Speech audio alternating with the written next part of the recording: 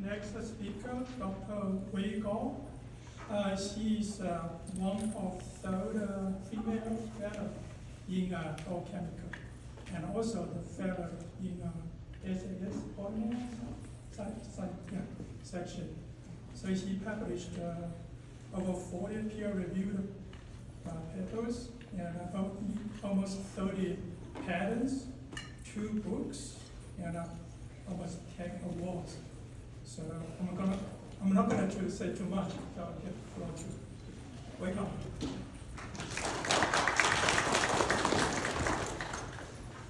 First, I want to thank you for the invitation from CACA and also the 2 organizers, Judy and Cal.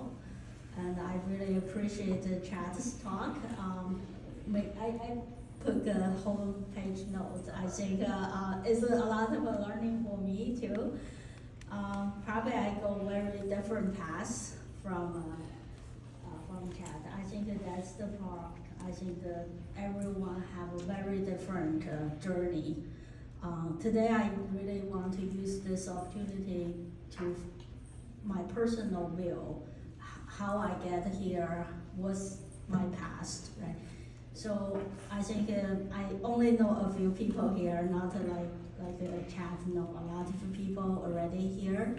I really want to show my personal journey, especially for CACA, right? A lot of people from China or have a Chinese heritage probably go through one extra step. So I was born in Kunming, in China, and it's the south part of the China over here. If you can see there, then go move around the country like with my parents when I was little. Then I went to Shanghai for my bachelor degree, then go Tianjin for my master. And so the difference in China education at that time from here is for master, you really also need to do thesis, do course study, not like here in US, just do the course study.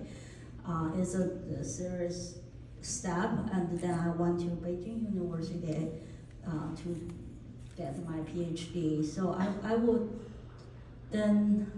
moved to cross the globe, moved to United States, and that's totally changed. A lot of scary things happen, right?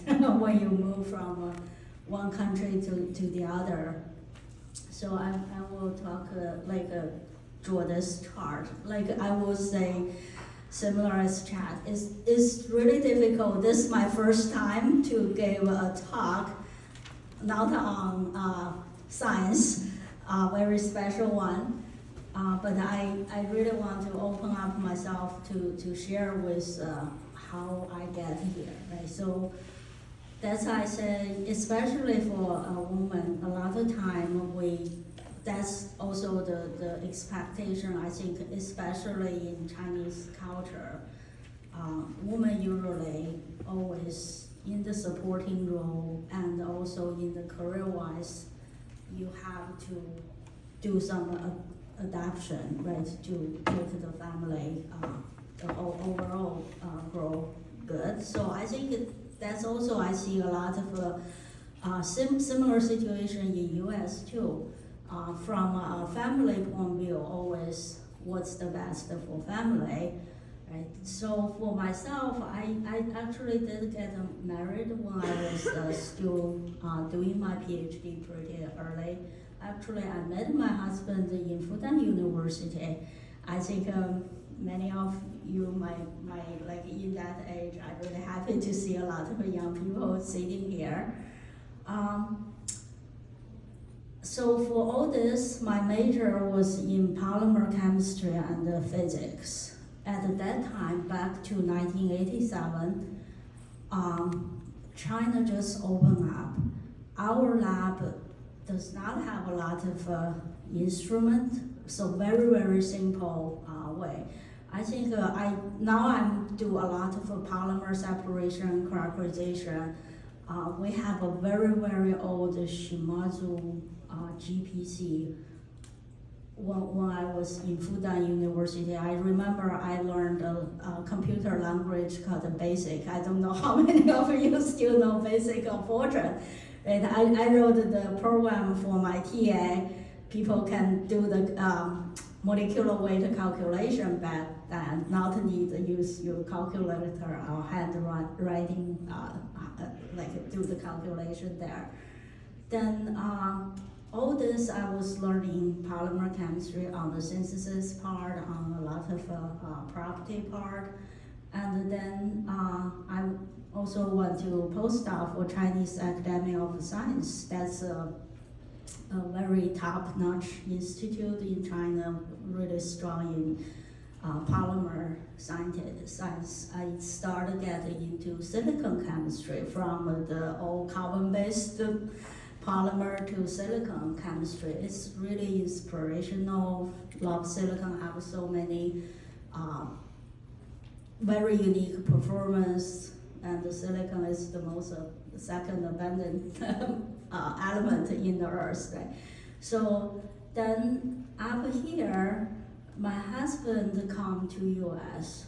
So I was really happy working in Chinese Academy of Science.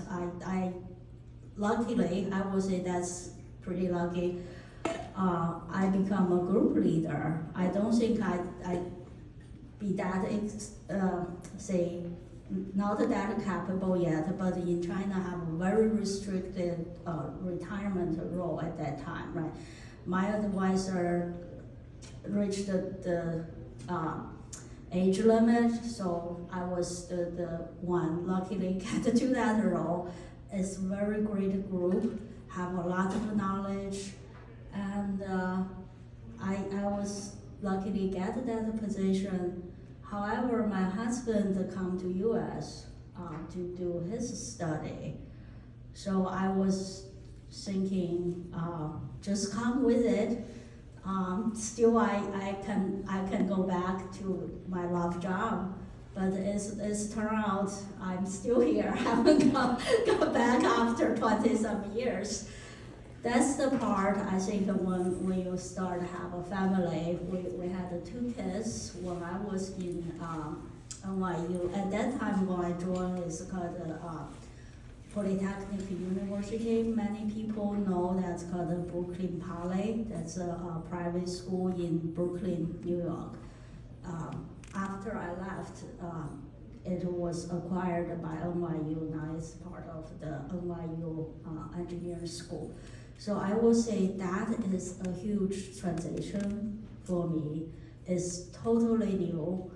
I come to here, does not have a job,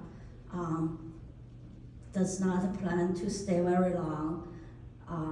And then we start a family. He's still doing his PhD study. And life is not easy at that time, right? So when you have a little kids, you need to really make things work out. But that's also a great transition. I think it seems like a setback. I do not have my good responsibility anymore in the research group, but I started a volunteer in the NYU. I'm F2 visa, so I'm not allowed to get paid. That's why I become a volunteer. That's the part I think, like if you really start to get yourself in, put into the position that people will recognize your capability to see a lot of opportunity ahead.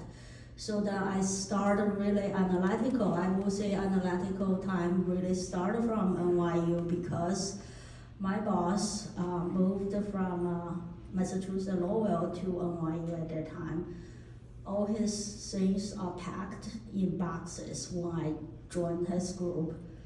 I was going in there for biomedical application of polymers, want to do polymer synthesis, but he was stuck, say, there's no data, we have a lot of sample accumulated, but there's no data to get the result published, right? So I was jumping in and saying, oh, that's a lot of fancy toys I never seen before when I was in China.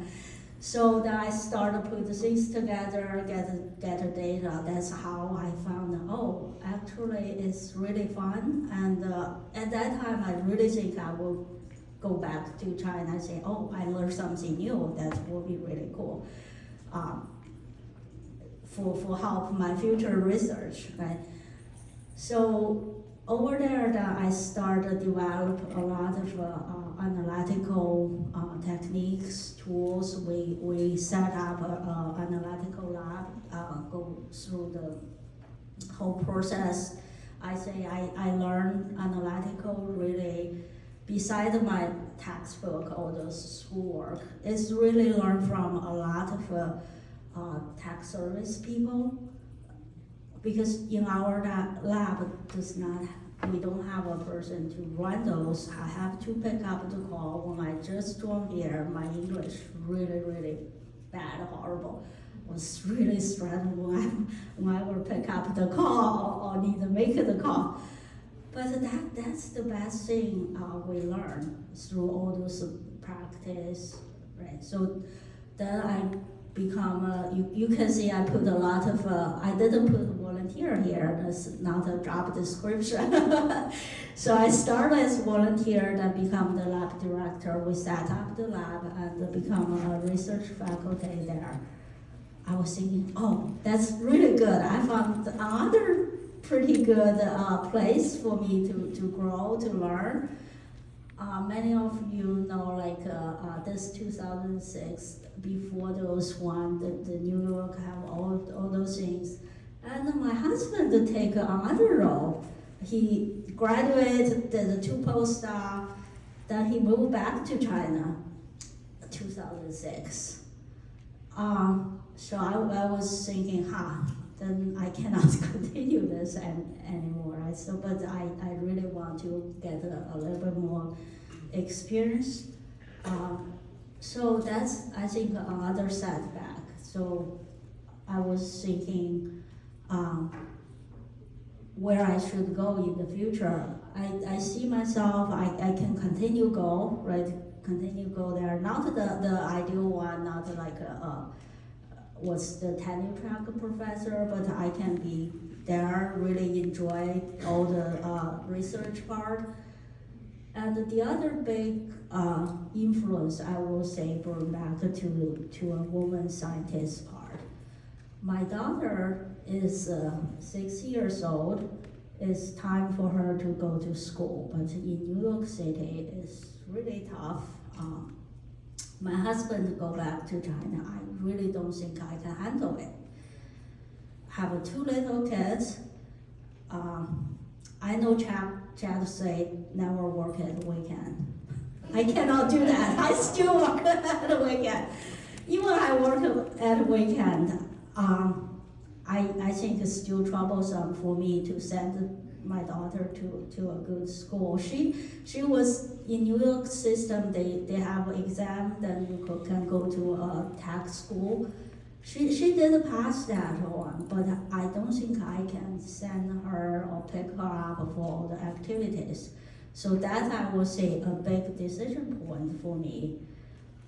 I moved to industry. So I was thinking maybe I go to an industry, I can work only 8 hours, something. That I can take care of my kids, right? So that's a big change from university to industry.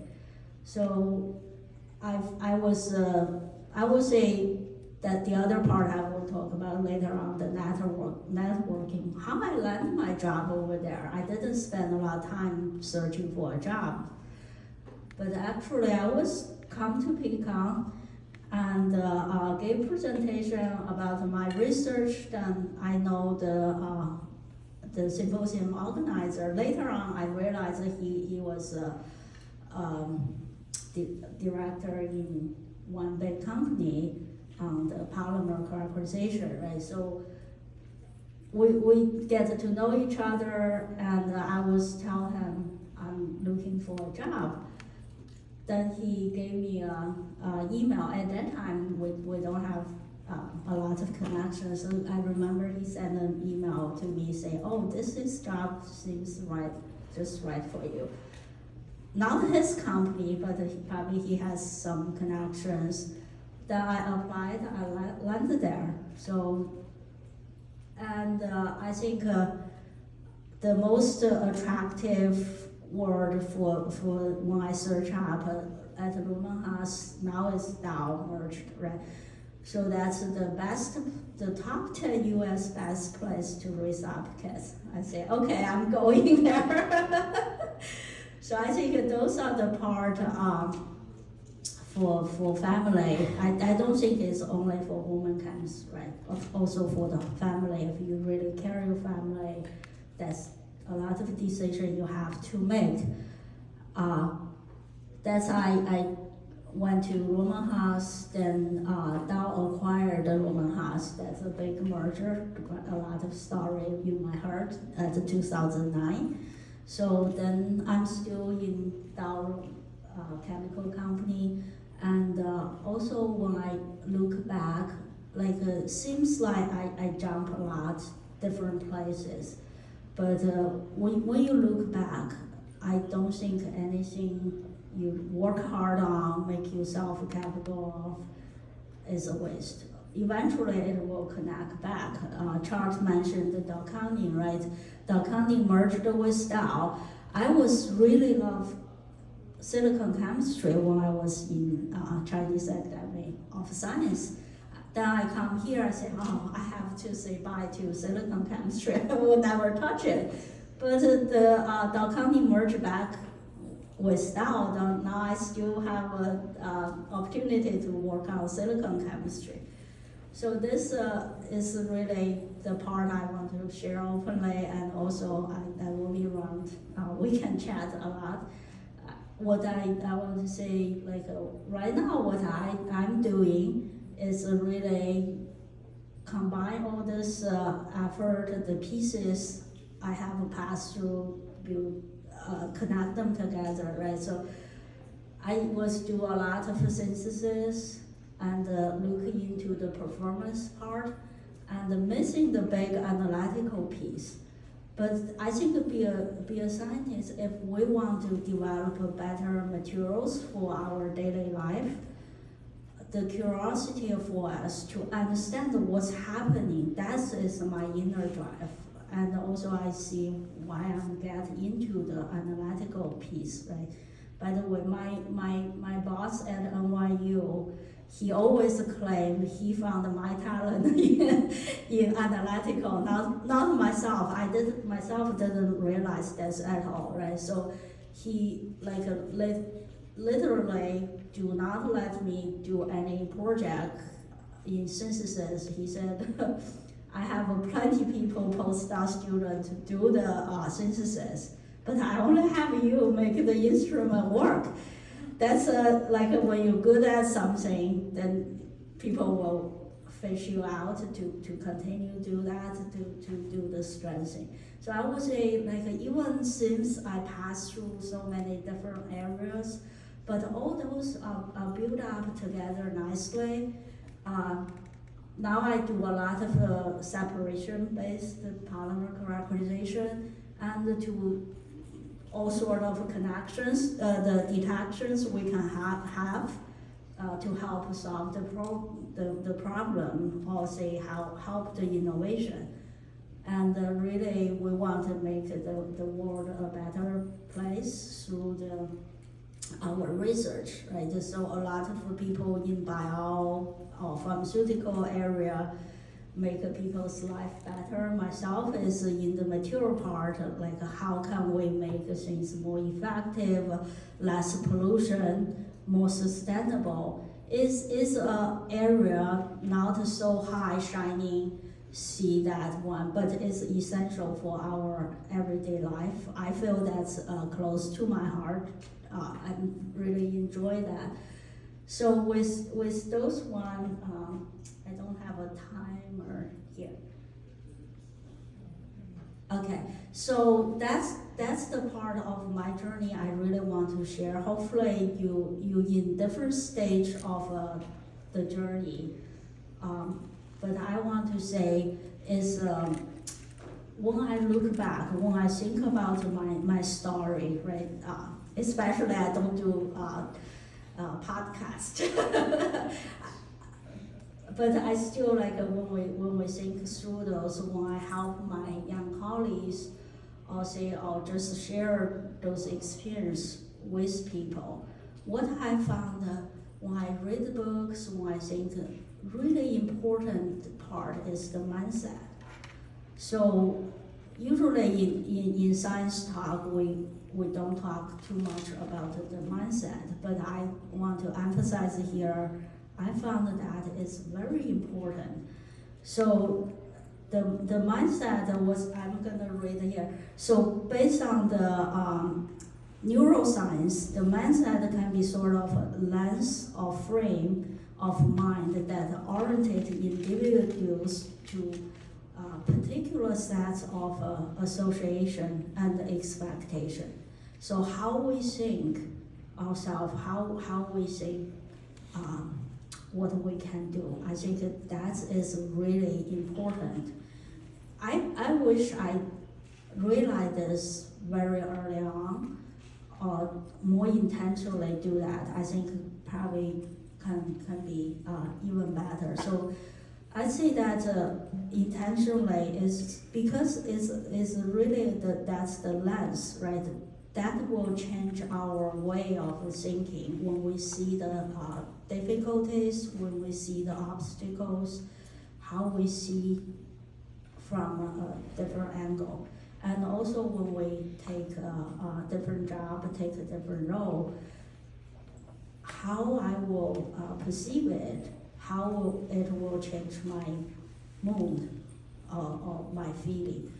So that's, I found it's a therapeutic a lot of time when I sometimes sit down thinking, especially when you have a very difficult day with your boss, but you think those one, it changes things completely, right? We always like reflect ourselves, what's our critical. If say, oh, I didn't get a certain award or something, is that really matter?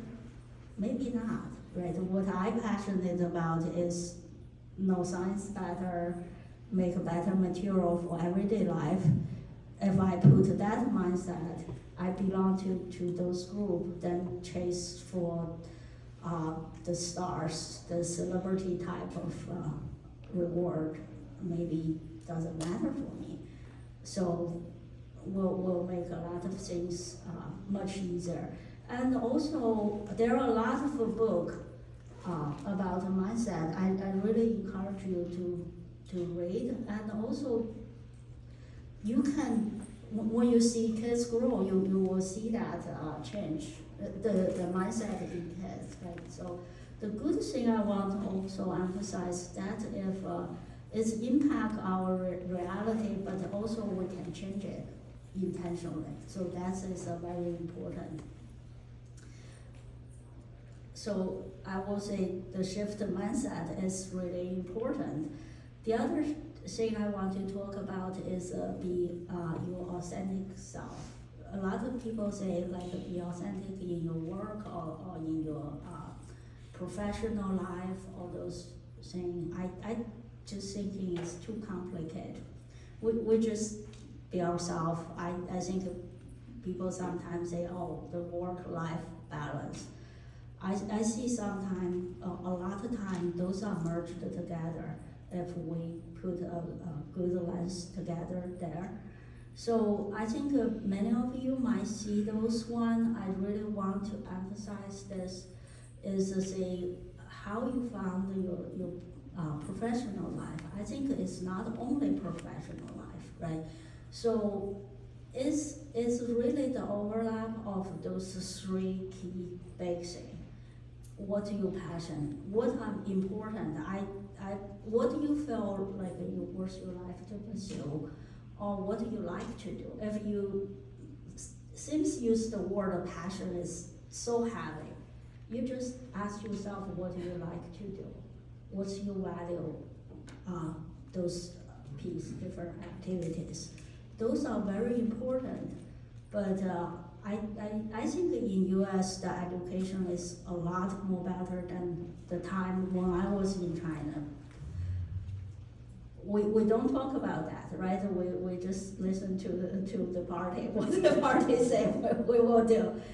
We did spend a lot of time since elementary school all the way to your PhD to strengthen yourself. What we can do. I think everyone here have a lot of strengths. You already accumulate all those expertise you have. But where to find the best place, make your life happy, make your career successful, is really found those intercept. So this the role part is what job I can do. That's say what can I get paid, right? Who want to pay me for the work I put there. There's a lot of areas you have a lot of strengths, people are willing to pay you to do, but really found that this intercept is the key, I think, for you go very long, very far. So that's the part. I wish everyone think and found that spot easier, quicker. So that is the key thing. I think a lot of place talking about where to find those one, and the other part I will come back to the mindset part. What type of mindset are important, are critical? Is the growth mindset. Usually when people talk about the growth mindset, it's belief in yourself. You trust what you can do really good, right? You already have a lot of education on your strengths, and also you trust yourself can continue learn and improve. I'm still learning, even I'm in Dow, do a lot of analytical work. I'm still learning what's the new trend for material development, how we can really solve the big plastic pollution issue, what are needed. So now I'm learning on the biodegradation. Those also relate to the task, but also the new areas we can continue to learn.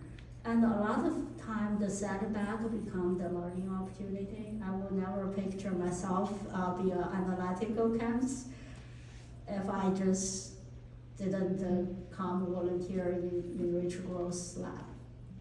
And also how we see those chat mentioned, there's a boss you don't want to see every day, in the morning especially. But sometimes that's the reality, is the mindset, right? How we overcome that. I have a certain time period, I'm not having a similar feeling. I hope I sneak in my lab without bumping into my boss, right? That's the part. But when you think back, looking back, that's also a perfect time to find yourself really good at one thing. Right, you really want to make yourself outstanding in certain research area or in other place. So the other part is how we build this relationship with people. It's very important. I found this really critical. Build your relationship with your peers, your student, with a graduate classmate, and also with your co-workers. I found this like someone have that very competing mindset. Think if he win or she win, I will lose. That's, I think, sometimes can really hurt your development. If you really see other people's strengths, be happy for those. I always see someone achieve the certain things. Even in my very close group, I was not able to get the opportunity. I was not able to go as far as they do. I feel so happy because I can learn from them, right? I can step on their shoulder. We're talking about to step on giant shoulder. That's the mindset. You also see people if have those mindset. Maybe at the early stage go okay, but later on, probably it will have a consequence there. So that's the other part I want to really share with everyone. The other part, the last talking point, I will say build your network and how. So I say the network, how I get my first job, and also in your work group, especially in a big society, big companies, you really want to seek out from the people who have the same belief, similar mindset, back to the mindset again. Like you associate with that type of people, like the people who are willing to step up for you. That's, I think, will make your life, doesn't matter personal life or professional life, much happier. So that's I have for today. I really welcome questions. If you have anyone, I will be really happy to entertain.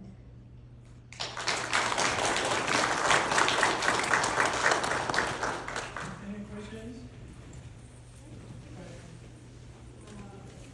Besides the work scheduling difference between education or working with universities, when you went to industry, besides that, what was the biggest difference or challenge going from academia to industry? I see it. Yeah, so that's so the setup. I was living in Staten Island, New York. That's the fastest way, 1.5 hour or 2 hour to that, right? And you are away from home. That's from personal life. It's the challenge. So when I go to industry, I was able to get paid. So I was able to find a house within 10 minutes drive. So I was able to pick up kids. So a lot of time I go drop kids off for certain activities, or if raining, I pick them up, bring them home. Then I go back to my lab to do those work.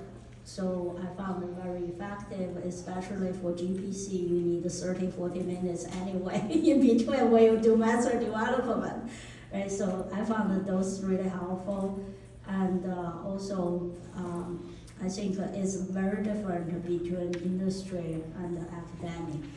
The Roman Arts part, I think, is perfect transition for me. It's not that huge to navigate. Then the DAO is much bigger, and also with all the technology changing in these days, is very, very different, I would say. Thank you. Any other questions? All right, so now you know the secret how this lady changed herself from China to US, but wrote to a fellow in Pittcon, right? So hopefully you learn something from there, and you're great, right? So we're gonna take a 10 minutes break, so they come back. We do have other two speakers. One is he has 6, you have 6 companies come back to listen to that story. And we have another speaker, he's the editor, chief analytical chemist. All right.